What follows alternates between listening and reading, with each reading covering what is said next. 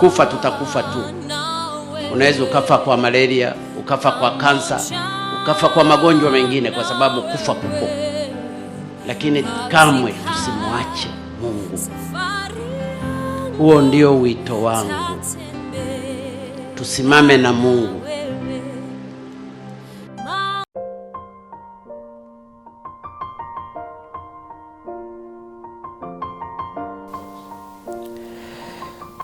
Yes, bakurikira Grace TV twagarutse mu yindi shusho yo gukoramo inkuru muri iyi minsi, bitewe n'impamvu yenda y'inkuru tugiye gukora.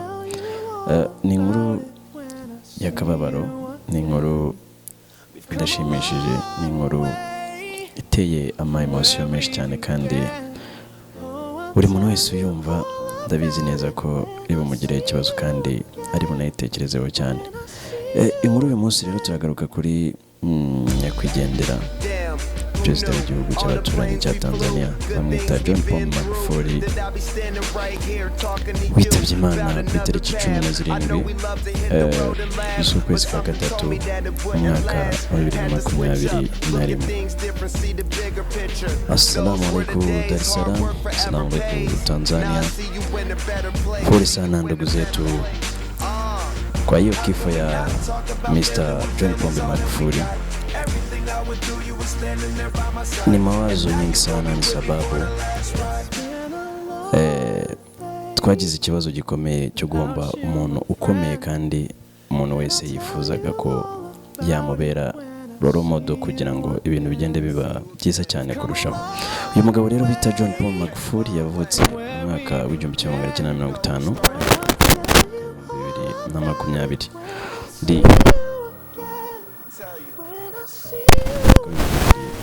15 kugeza ku mwaka wa 2021 mu itangira yawo, akaba yari yatorewe indi manda kabiri yo kuyobora igihugu cya Tanzania. Ni umugabo agiye agaragara mu bikorwa byinshi bitangaje, ndetse agenda yiyerekana nk'umuntu utangaje kandi ukunda abanyagihugu cye. Yagiye avuga amagambo menshi cyane, yagiye ashimisha benshi anabasetsa, rimwe na rimwe akoresha n'amagambo akomeye kuri iki gihe cyabaye icyorezo cya coronavirus cyazaga gutera isi. Yagiye agaragaza ko we adahamanya n'abavuga yuko coronavirus zica abantu benshi nk'uko babivuga. Yagiye akoresha amagambo akomeye avuga ati urukingo ruzaterwa abantu barwaye corona, iyo baza kuba koko bafite ubushobozi bwo kuvura abantu, bari kuvura malaria igakira burundu, bari kuvura za diabete zigakira burundu, bari kuduha n'urukingo ruvura sida igakira burundu. Bavuga yuko abanyagihugu be atari inyamaswa ntoya zo gupimirwaho urukingo. Rimwe na rimwe yakomeje no gushishikariza abanyagihugu cye gusenga cyane no kwiragiza Imana muri ibyo bihe bya coronavirus. Kufa tutakufa tu. Unaweza ukafa kwa malaria, ukafa kwa kansa, ukafa kwa magonjwa mengine, kwa sababu kufa kupo. Lakini kamwe tusimwache Mungu. Huo ndio wito wangu. Tusimame na Mungu. Ni umugabo wabanye n'abasitari benshi mu gihugu cya Tanzania, ari nabyo byagiye biteza impagarara. Rimwe na rimwe abasitari bose bakaba baragiye muri studio gukora indirimbo zimwifuriza kuruhukira mu mahoro.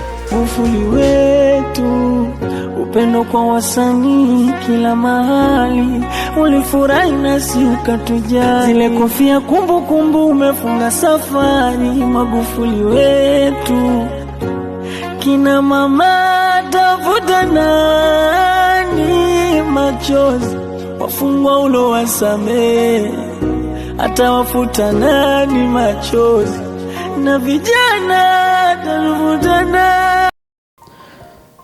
Tanzania rero iri mu mwijima wo kuba yarabuze umuyobozi wabo. Si Tanzania gusa, kuko na East Africa ifite icyo kibazo kandi gikomeye cyane, kuba twarabuze uyu mugabo bita John Pombe Magufuli, bakundwaga n'abantu benshi cyane bagiye batandukanye.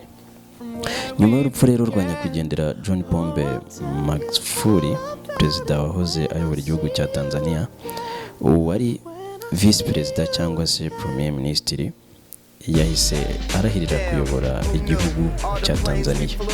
Uwo mama akaba nawe ari impirimbanyi ya politike mu bijyanye no kureberera rubanda n'ibindi byinshi bigiye bitandukanye yagiye akora mu gihugu cya Tanzania.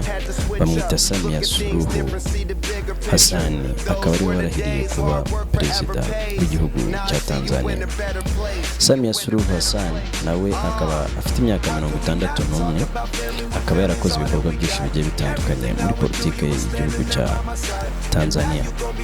Samia Suluhu Hassan wagiye yamamaza igihe yamamarizaga kuba visi perezida, yagiye akora ibikorwa byo kwiyamamaza byatumye abantu benshi batitabira kwiyamamaza kwiwe.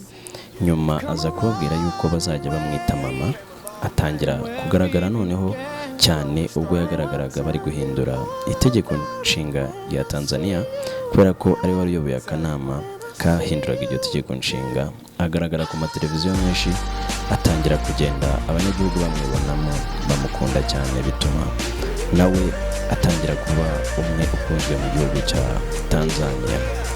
Uyu mama rero akaba yararahiye ku itariki 18 isaa 4 z'amanywa, arahirira kuba perezida w'igihugu cya Tanzania. Akaba abaye perezida wa mbere wa kabiri wo mu kirwa cya Zanzibar muri Tanzania, ndetse akaba abaye perezida wa mbere w'umugore uyoboye igihugu cya Tanzania.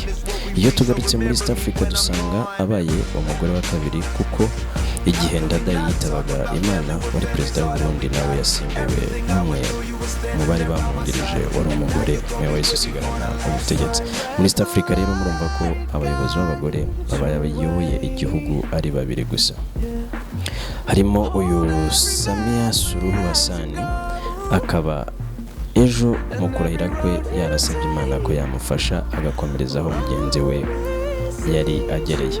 Umugabo bita Livan yahise ajya muri studio akora indirimbo, ndetse siwe wenyine kuko na Harmonize yakoze indirimbo, Konde Gang yose bakora indirimbo, ndetse na Wasafi FM bakoze ibiganiro byinshi bigenda byerekana ko uwo mugabo yari umuntu ukomeye, ndetse na Wasafi Record bakoze amaririmbo agiye atandukanye yifuriza kuruhukira mu mahoro umusaza nyakwigendera John Pombe Magufuli, wagiye uvuga ati nimpfa ndabizi neza ko muzanyibukira mu bintu byinshi bigiye bitandukanye.